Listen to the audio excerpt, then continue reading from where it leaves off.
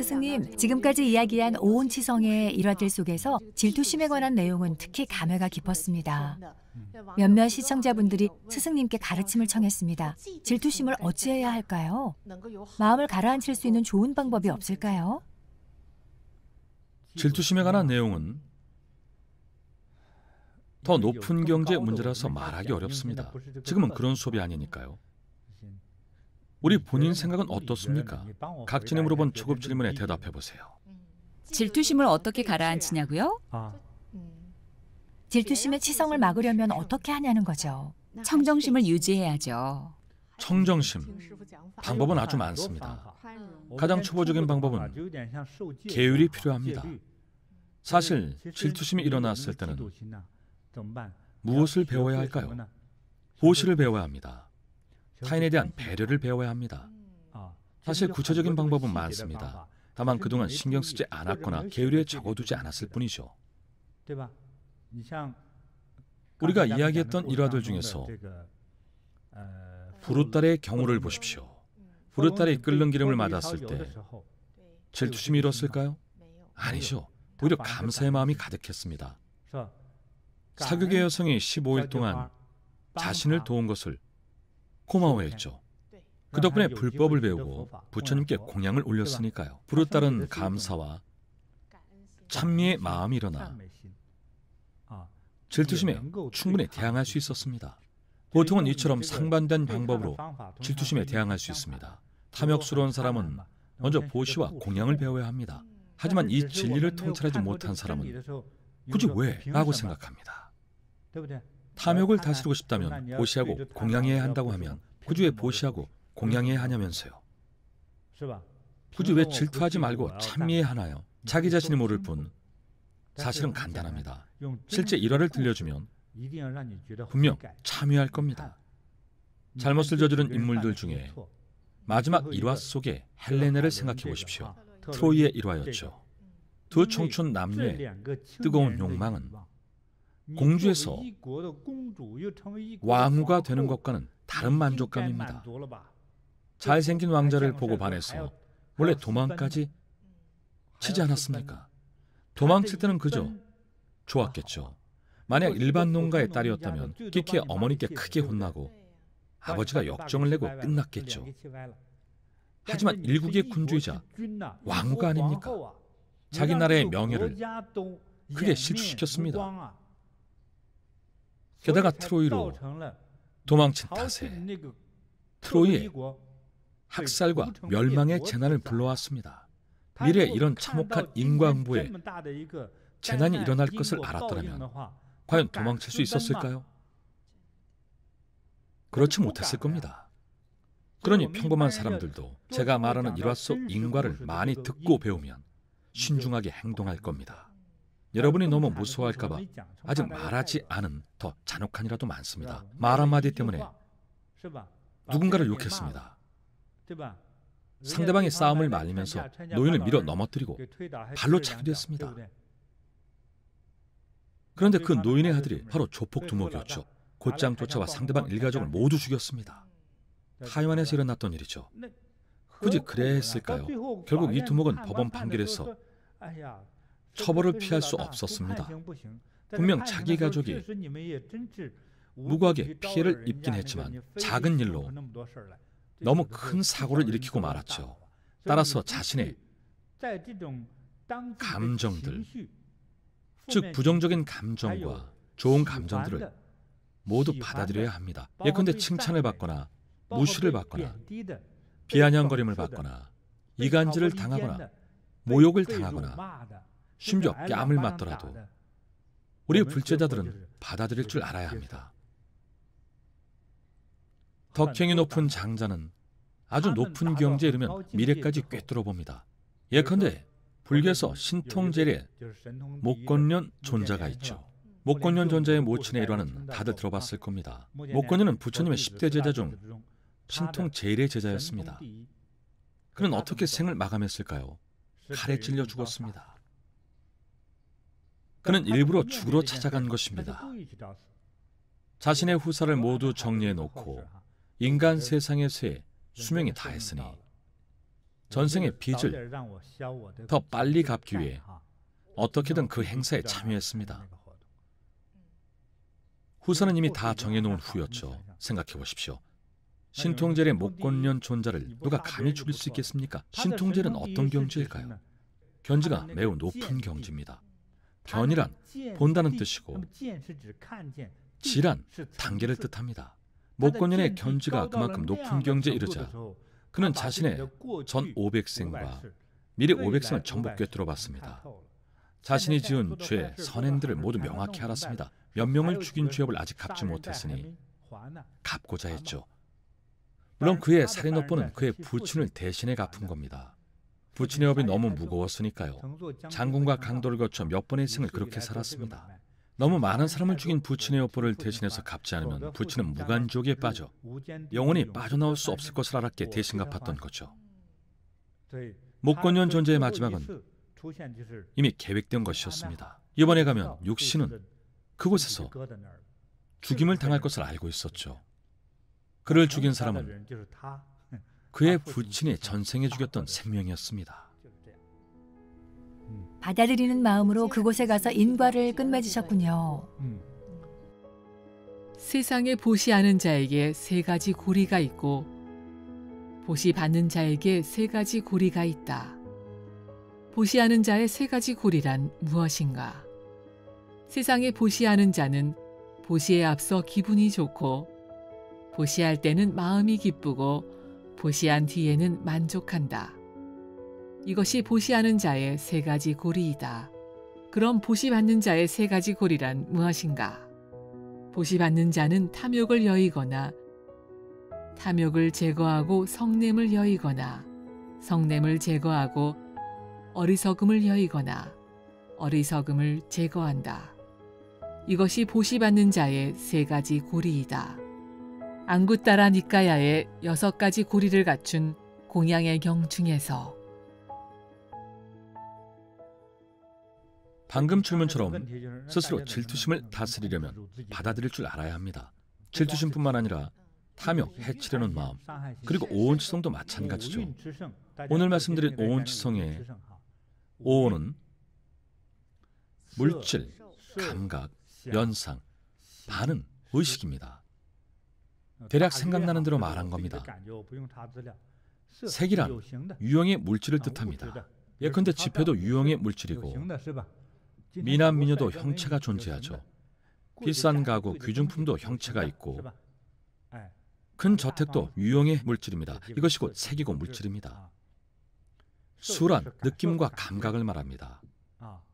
예를 들어 초콜릿처럼 향긋하고 달콤한 것을 먹으면 기분이 좋아지죠. 실크 같은 부드러움, 초콜릿 광고가 이런 식이죠. 그래서 홍콩 사람들은 실크 밀크티라고 합니다. 비단처럼 부드럽다는 뜻이죠. 커피를 조금 넣고 우유를 섞으면 초콜릿 커피가 됩니다. 생각하는 겁니다. 상상과 관련된 겁니다. 정말 좋다는 생각이 들면 그 다음으로 반응이 이어지죠. 한 입 베어 물었을 때 입안에 퍼지는 느낌, 손으로 만졌을 때 느껴지는 부드러운 피부, 금시계를 찼을 때 좋은 느낌, 진주나 보석을 착용했을 때 느끼는 행복감, 아름다운 저택과 소파를 보고 만질 때의 느낌, 귓가에 들리는 아름다운 소리에 느껴지는 행복, 이 모든 게 함께 어우러집니다. 그리고 식이란 확정을 뜻합니다. 자신의 뜻을 확정하고 가치를 확정하고 행복을 확정합니다. 무엇이 행복인지 확정하고 인생을 어떻게 살아야 할지를 확정합니다. 우리가 집착하는 많은 것들이 자칫 잘못하면 우리를 속이고 훗날 고통받게 합니다. 물론 우리의 모든 생각이 모두 틀렸다는 뜻은 아니니 오해하지는 마십시오. 무언가를 지나치게 추구하면 대부분 아주 큰 손해를 입습니다. 각진이 이야기한 마스크팩도 마찬가지죠. 돈이 많다고 하루에 7, 8장씩 붙이면 얼굴이 어찌 견뎌내겠습니까? 간단한 예도 있습니다. 아이가 추울까봐 옷을 따뜻하게 껴입히고 밤에는 더 두껍게 입힙니다. 방 안 온도도 더 높입니다. 그럼 아이가 어떻게 될까요? 병에 걸립니다. 계속해서 늘 이런 상태를 유지한다면 아이에게 많은 문제가 생깁니다. 발육에 이상이 오거나 노화가 일찍 올 수도 있습니다. 어린 나이에 중풍, 뇌혈전 등 여러 질병에 걸릴 수도 있죠. 우리가 잘 모를 뿐입니다. 돈이 많으니 좋은 것을 먹이고 귀한 것을 먹입니다. 원기 보충하겠다고 인삼도 많이 먹이죠. 우리 법사의 옛 동창은 할머니의 지나친 손자 사랑과 집안의 재력이 합쳐져서 이것저것 사기도 하고 진들에게 받은 보양식들을 사랑하는 마음으로 전부 손자에게 먹였습니다. 그럴수록 손자는 키가 크지 않았죠. 보양식을 많이 먹일수록 키가 안 큰다는 것을 알았더라면 손자에게 먹였겠습니까? 안 먹였겠죠. 또한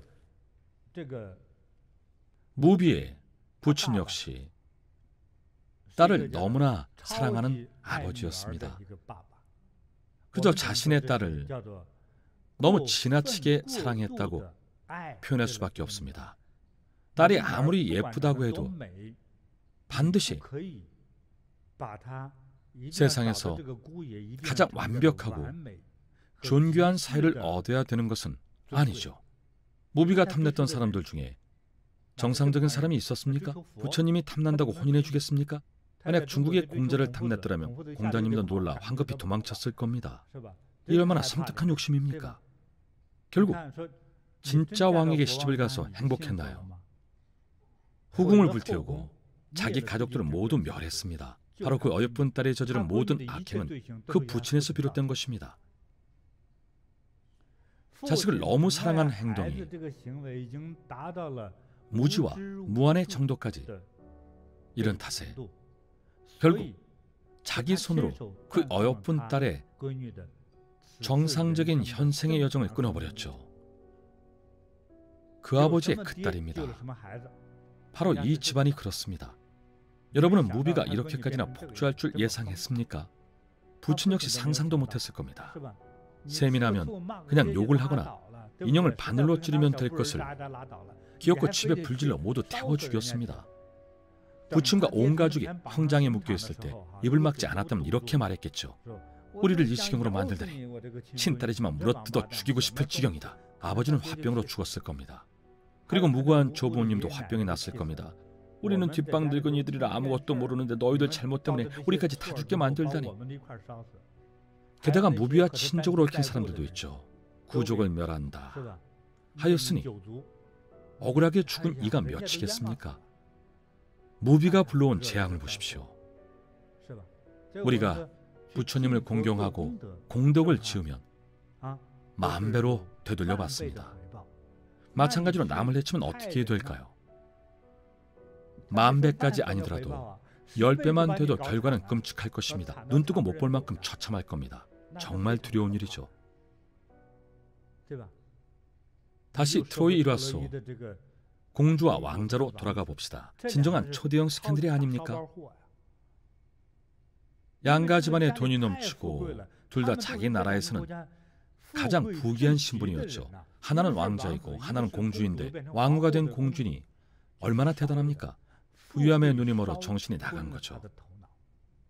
이상형을 만났다고 도망을 쳤으니까요. 이미 왕후가 된 사람이었습니다. 자신이 다스리던 나라의 백성들이 어떤 시선으로 바라보겠습니까? 뭐라고 떠들어댈 것이며 또 어찌 존중하겠습니까? 헬레네의 남편이 왜 트로이에서 학살을 자행했겠습니까? 자신의 체면 때문이었죠. 불법에서는 인욕을 견뎌야 한다고 합니다. 남편은 불법을 배운 적이 없으니 모욕을 견딜 수 있었겠습니까? 헬레네의 외도와 도주로 인해 얼마나 많은 사람들의 목숨을 잃었습니까? 최소 18만 명은 훌쩍 넘었을 겁니다. 넘고도 남았겠죠. 정말 큰 죄입니다. 당연히 18층 지옥행이 아니겠습니까? 따라서 좋아 보이는 것이든 나빠 보이는 것이든 이런 욕망이 생겨날 때면 말씀드린 일화들을 떠올리십시오. 시작은 아름다워 보였지만 결국에는 무서운 최후를 맞이했습니다. 그러니 반드시 바른 사람이 되어 남을 해하지 말고 탐욕을 버려야 합니다. 왜 청정이라 말하겠습니까? 식탐에 관해서 이야기해 봅시다. 식탐이 무슨 큰 잘못은 아니죠. 질투나 시샘을 하는 것도 아니고 그저 많이 먹을 뿐이니까요. 물을 예로 들어보죠. 무만 먹으면 안 된다고 하니 골고루 건강한 음식을 그것도 채식으로 많이 먹는다면 그건 어떨까요? 채식이라도 과식하면 안 되죠. 대단한 보약이나 인삼을 먹는 것도 아니지 않습니까? 채소 만두나 채소 요리를 조금 많이 먹을 뿐입니다. 돈이 많으니까요. 그렇게 먹다 보면 몸이 상합니다. 하루 종일 채소를 먹고 또 채소탕까지 끓여 먹습니다. 7일 내내 그렇게 먹으면 눈이고 얼굴이고 죄다 녹색이 될 겁니다. 결국 머리카락이며 눈빛도 다 녹색으로 변하겠죠. 그래도 정말 좋을까요? 외계인처럼 보이지 않을까요? 최소한 건강에는 해롭겠죠. 건강에 무척 해롭습니다. 따라서 밥이든 무엇이든 많이 먹으면 일단 살이 찝니다. 에너지가 몸 안에 과도하게 축적되니까요. 한번 생각해 보십시오. 많이 해도 괜찮은 것이 무엇일까요? 육체적 욕망에 관한 것을 많이 해도 괜찮을까요? 아직 젊으니 괜찮다고 생각할 수도 있습니다. 젊다고 육체를 상하게 하면 단명하는 법입니다. 중국 고대 일화를 보면 온종일 여색을 탐하는 남자들은 다들 일찍 죽었습니다. 30대에 죽는 경우도 있었습니다. 예전에 20대 청년을 만난 적이 있습니다. 22살이었고 도교의 한 수행법을 수행 중이었는데 수행이 잘못됐습니다. 수행이 잘못되다 보니 매일 밤 꿈속에 미녀가 찾아왔답니다. 제가 바로잡아 주긴 했지만 그들 사이 인연과 갈등이 너무 오래되었기에 그 청년은 5, 6년 후 세상을 떠났습니다. 온종일 땅에서 기름을 뽑아낸 서민이 견딜 수 있겠습니까? 기름 탱크에서 30년간 뽑았으면 잘 버틴 겁니다. 이미 에너지가 바닥났습니다. 사람 가져는 똑같습니다. 에너지는 한정적입니다. 남녀도 마찬가지입니다. 무언가를 탐하면 그로 인해 해를 입습니다. 돈을 탐하면 돈으로 해를 입고 정을 탐하면 정으로 해를 입고 욕구를 탐하면 욕구로 인해 다칩니다.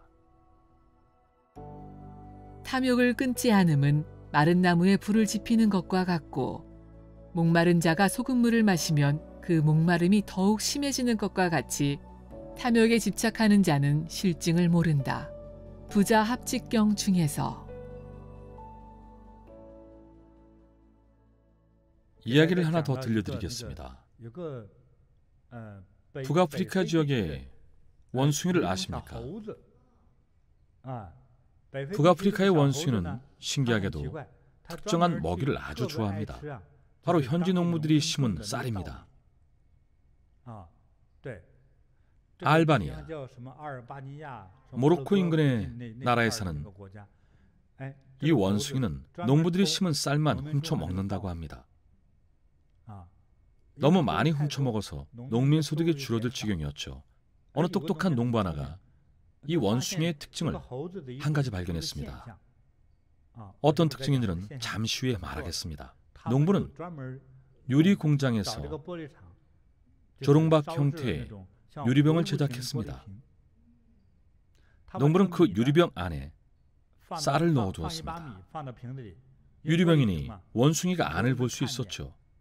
조롱박 형태이다 보니 두 입구 크기가 달라서 병 안에 손을 집어넣어 쌀을 움켜쥐고 나면 주먹을 풀지 않는 한 손이 빠지지 않았죠. 원숭이가 치는 게 그만큼 높지는 않았기 때문에 잡은 것을 꼭 움켜쥐느라 손이 병 안에 걸린 겁니다. 손이 껴서 빠지지 않았죠. 밤 12시에 손이 끼면 다음 날까지도 손을 놓지 않았습니다. 어렵사리 손에 넣은 쌀이었으니까요. 농부는 이튿날 아침에 원숭이를 손쉽게 잡을 수 있었습니다. 쌀을 쥔 손을 풀지 않으니 꼼짝 못하고 잡혔죠. 농부에게 잡히고서도 원숭이는 손을 풀지 않았습니다. 결국 담뱃불로 꼬리를 찢어야 겨우 손에 쥔 쌀을 놨죠. 그렇게 원숭이를 잡아 동물원으로 보냈다고 합니다. 이런 일도 있습니다. 사람도 아닌 원숭이 이야기인데 어쩜 이렇게 사람 이야기 같을까요? 잡으면 놓지 않으려는 게 말이죠. 좋아 보이는 것을 손에 넣으면 누구나 내려놓기 싫어합니다. 어렵사리 얻은 것이니까요. 간신히 손에 넣은 쌀입니다. 많은 사람들이 황금쌀을 얻고 보석을 얻고 부귀를 얻었다고 느끼면 절대 내려놓으려 하지 않습니다. 염라대왕이 찾아오더라도 보물을 쥔 그 손을 놓지 않으니 잡힐 수밖에 없습니다. 이처럼 돈을 탐하면 돈으로 해를 입고 식탐이 과하면 음식으로 해를 입는 것이 이치입니다.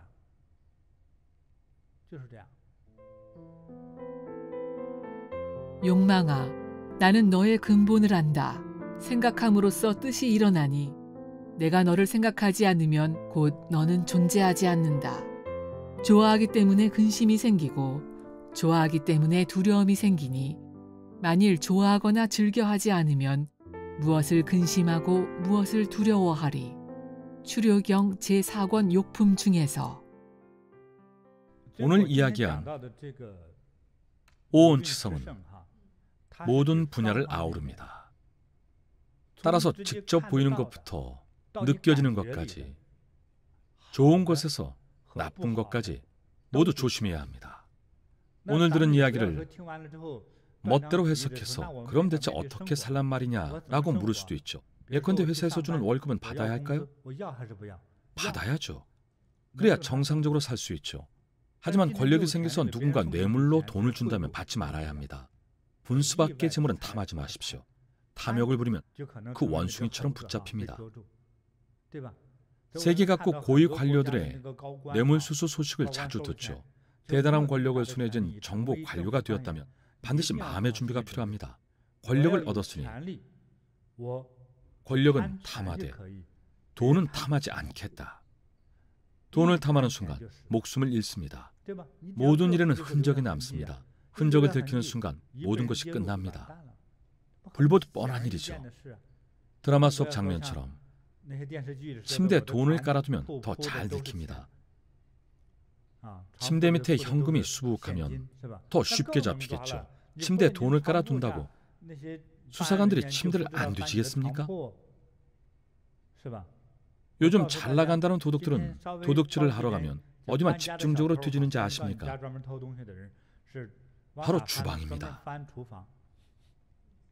하나는 침실이고 또 하나는 주방이죠. 대부분 사람들이 침실 아니면 주방에 귀중품을 숨기니까요. 그러니 주방에 숨길 때도 조심해야 합니다. 도둑들은 주방에 가서 의심스러운 서랍이 보이면 그 서랍을 뒤져서 쉽게 돈을 찾아냅니다. 그러니 통장, 현금, 보석은 다른 곳에 숨기십시오. 전문 도둑은 이런 것만 연구하니까요.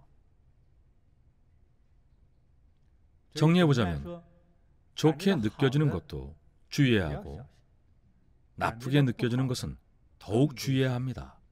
확실히 나쁘게 느껴진다면 아예 단절하고 멀리 하십시오. 행동이 불량한 친구가 있다면 관계를 끊으십시오. 여러분을 나쁜 길로 이끌 것입니다. 물들 수 있습니다. 우리가 확고한 의지가 있든 없든 그 친구가 독이라도 타면 우리가 어찌 알겠습니까? 본인이 욕심부리지 않았어도 결과는 마찬가지죠. 어느 어르신 말씀처럼 안전운전을 하려 해도 내가 아니라 상대가 와서 부딪힐 때도 있습니다. 나쁜 친구를 사귀면 나는 해치지 않아도 친구가 나를 해칩니다. 잘못을 저지를 의도가 없었어도 그 친구와의 관계로 인해 사건에 엮일 수 있습니다. 그러니 나쁜 친구를 멀리하고 선한 지식을 가까이 하십시오. 즉 학식과 선량함을 갖추고 특히 도덕과 자비를 갖춘 이를 더 가까이 하고 도덕과 자비가 없는 이는 더 멀리 하십시오. 그래야만 더 안전하고 평안합니다. 오는 너무도 많습니다.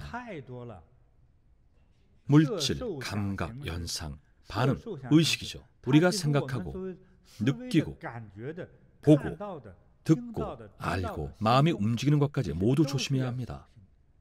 오는 어디에나 존재하니까요. 어떻게 살아야 하느냐? 이 질문에 대한 저의 답은 떳떳하게 살아라입니다. 좋은 것은 탐내거나 집착하지 말고 나쁜 것은 멀리 하십시오. 이것만 기억하면 속을 일도 적어집니다. 이미 잘못했다면 어떻게 할까요? 참여하십시오. 뉘우치고 고치세요. 메모해 두는 것이 제일 좋습니다. 늘 자신을 일깨우십시오. 요즘 휴대폰이 있으니 자주 메모하십시오. 메모를 잊어버리거나 안 보일까 봐 걱정이라면 종이에 적어 사진을 찍고 잠금 화면으로 설정하십시오. 휴대전화가 꺼져도 자신을 일깨우는 문구는 항상 보입니다. 늘 조심하십시오. 조심해야 큰 잘못을 피할 수 있습니다. 좋은 일이 있어도 조심해야 하고 나쁜 일이 있다면 더욱 경계하십시오. 무비의 아버지 이야기처럼 부친이 딸을 해친 그 일화처럼 부모들은 평소의 언행을 더욱 조심해야 합니다. 좋게 말하면 부모의 사랑이지만 정도가 지나치면 자녀를 해치기 마련입니다. 명심하십시오. 우리를 고통스럽게 만들고 실수를 저지르게 하는 경우는 수시로 일어납니다. 자칫하면 매사에 문제가 생깁니다. 그렇게 늘 경계하고 신중해야 합니다. 수시로 털고 닦아서 먼지나 티끌이 없게 하라. 매주 눈을 감고 차분하게 자신을 반성하십시오. 선수행을 하라는 말이 아닙니다. 자신을 반성하십시오. 이번 주에 나는 무엇을 했는가? 어떤 것은 잘했고 무엇은 틀렸는가? 어떤 부분은 경험으로 삼고 고쳐야 하는가? 어떤 일은 다시는 하지 말아야 하는가?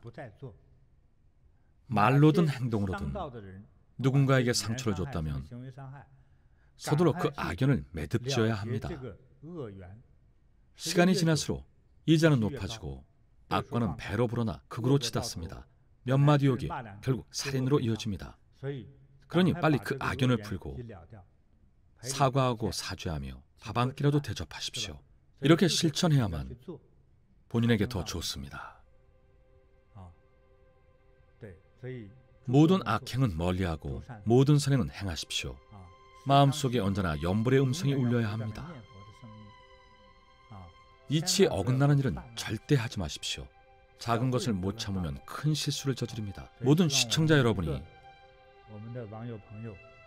상서롭고 평안하며 청정하고 자제로운 사람이 될 수 있기를 바랍니다. 이렇게 함으로써 우리의 삶이 진정으로 더욱 평안하고 상서로워지며 우리의 앞날을 위해 광명, 평안, 자비, 안전의 길을 닦아놓기 바랍니다. 세존이시여, 싫어함에는 어떤 의미가 있습니까? 아나나, 싫어한다는 것은 욕심을 얻게 하는 의미가 있다. 아나나, 만일 싫어하면 곧 욕심이 없게 된다. 세존이시여, 욕심이 없음에는 어떤 의미가 있습니까? 아나나, 욕심이 없는 것은 사람으로 하여금 해탈하게 하는 의미가 있다. 아나나, 만일 욕심이 없으면 곧 일체의 음욕과 성냄과 어리석음에서 해탈하게 된다. 중화암경 제10권 중에서.